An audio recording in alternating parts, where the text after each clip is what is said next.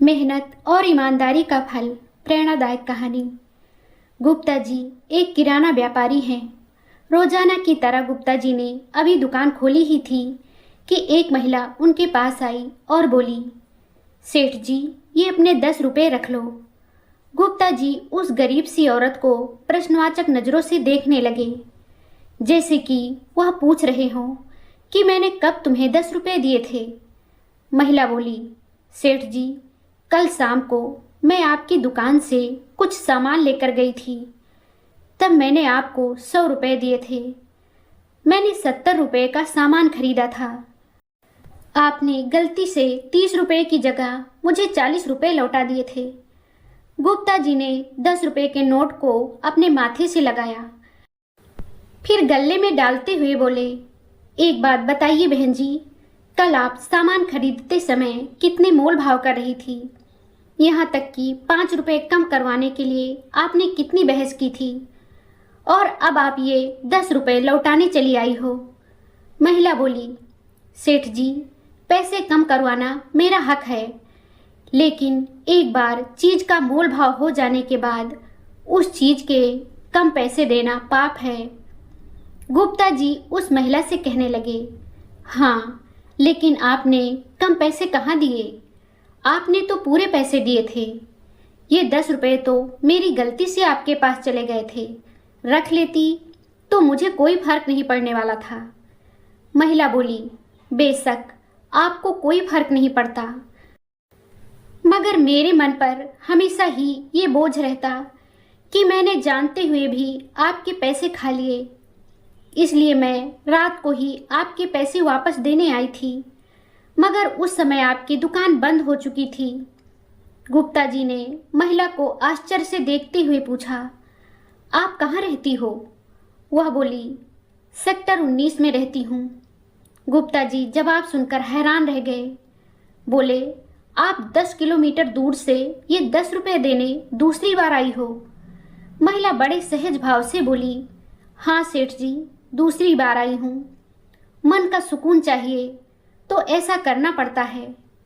आज मेरे पति इस दुनिया में नहीं हैं, मगर उन्होंने मुझे एक ही बात सिखाई थी कि कभी दूसरे के हक का एक पैसा भी मत खाना, क्योंकि इंसान चुप रह सकता है, मगर ऊपर वाला कभी भी हिसाब मांग सकता है, और उस हिसाब की सजा मेरे बच्चों को भी मिल सकती है।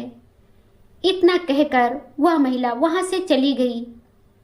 उस महिला के जाते ही गुप्ता जी ने गले से 200 रुपए निकाले और अपनी दुकान से बाहर की ओर जाते जाते अपने नौकर से बोले, रामू, तुम दुकान का ख्याल रखना, मैं बस अभी आता हूँ।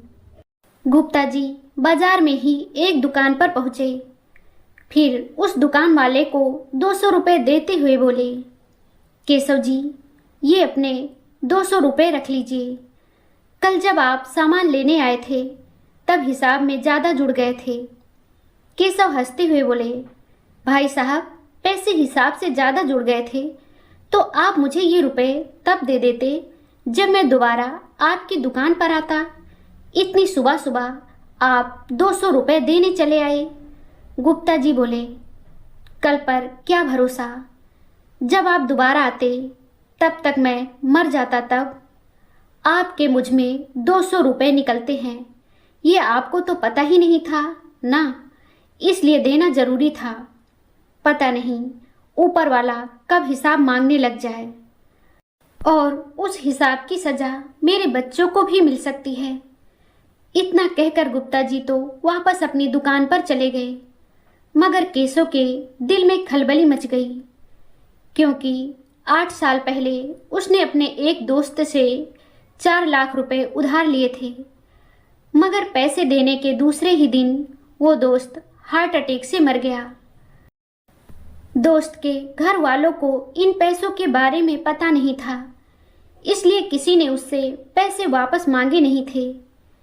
केशव के दिल में लालच आ गया था, इसलिए वह भी खुद पहल करके उसके परिवार को पैसे लौटाने नहीं गया। आज उसी दोस्त का परिवार बहुत गरीबी में जी रहा था। दोस्त की पत्नी लोगों के घरों में झाड़ू पोछा बर्तन मांजने का काम करके बच्चों को पाल रही थी। फिर भी केशव उनके पैसे हजम किए बैठा था। गुप्ता जी का ये वाक्य पता नहीं कब ऊपर वाला हिसाब मांगने बैठ जाए और उस हिसाब की सजा मेरे बच्चों को भी मिल सकती है। केशव को भी अब डर लग रहा था। वो 2-3 दिन तक टेंशन में रहा। आखिर में उसका ज़मीर जाग गया। उसने बैंक से 4 लाख रुपए निकाले और पैसे लेकर दोस्त के घर पहुंच गया। दोस्त की पत्नी घर पर ही थी। वह अपने बच्चों के पास बैठी उन्हें कुछ अच्छी बातें सिखा रही थी कि केशव जाकर उसके पैरों में गिर गया और कहा, आप 1-1 रुपए के लिए संघर्ष कर रही हो, मुझे क्षमा करना, मैं आपके पैसे समय पर नहीं दे सका। उस विधवा औरत के लिए 4 लाख रुपए बहुत बड़ी रकम थी। पैसे देखकर उसकी आंखों में आंसू आ गए।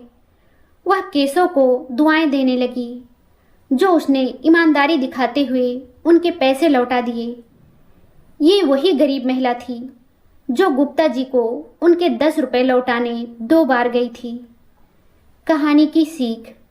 दोस्तों, यह कहानी हमें सिखाती है कि ईमानदारी सिर्फ एक गुण नहीं बल्कि इंसान की असली पहचान है। जब कोई हमें देख नहीं रहा होता तब भी हमारा ज़मीर और ऊपर वाला गवाह होता है। दूसरे के हक का 1 पैसा भी अपने पास रखना शायद आसान लगे, लेकिन उसका बोझ आत्मा को बेचैन कर देता है। सच्चाई का रास्ता कभी कभी कठिन जरूर होता है, मगर वही रास्ता अंत में सुकून, सम्मान और दुआओं की बरसात लेकर आता है। याद रखिए, इंसान का हिसाब दुनिया से छिप सकता है, पर ऊपर वाले के दरबार में हर कर्म का लेखा जोखा तय है। इसलिए हमेशा ऐसा कर्म कीजिए जिस पर आपके बच्चे भी गर्व कर सकें। अपनी मेहनत और ईमानदारी का खाने वालों की ईश्वर परीक्षा जरूर लेता है, मगर कभी भी उन्हें अकेला नहीं छोड़ता। एक दिन सुनता जरूर है।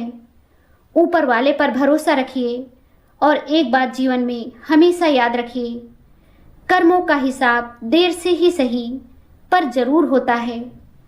दोस्तों, यह कहानी आपको कैसी लगी हमें कमेंट करके ज़रूर बताएं। अगर आपको ये कहानी पसंद आई हो तो लाइक ज़रूर करें, शेयर करें और चैनल को सब्सक्राइब करना ना भूलें।